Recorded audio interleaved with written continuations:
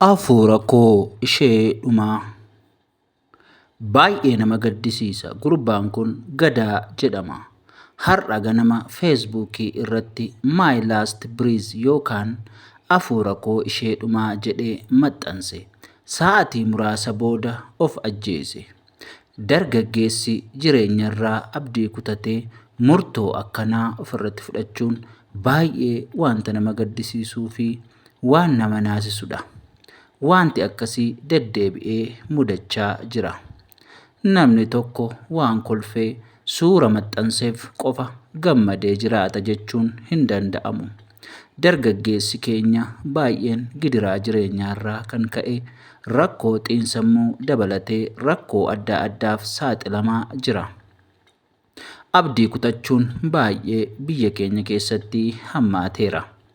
Adaraa keessan barri bade jettanii hiriyoonni waliin gatiinaa, maatiin waliin gatiinaa, firri waliin gatiinaa, yoo xiqqaate nagaadhaa, fayyaadhaa jedhaa wal gaafadhaa, waliin haasa'aa, yeroo waliif kennaa, wal dhaggeeffadhaa, yoo xiqqaate hiriyaa waan garaasaa itti haasa'atu waliif ta'a, waliif laafa.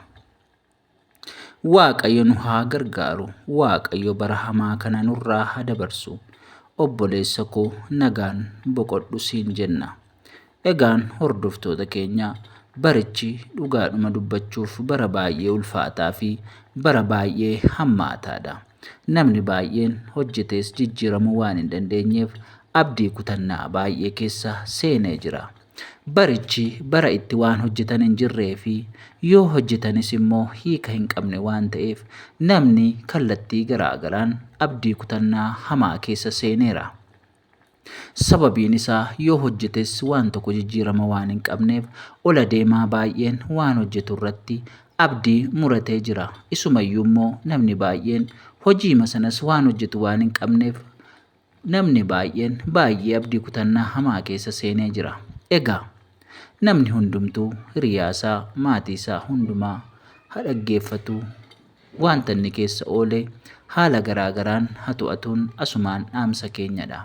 Egaa kana biratti immoo dabalataan Waaqayyoon waliif haa kadhannu, Waaqayyoon haa kadhannu. Akkasumallee amantii keenyatti jabaannee yoo adeemne wanti hundumtuu ni darba. Har'a yoo dukkanaa'e bor ifadha.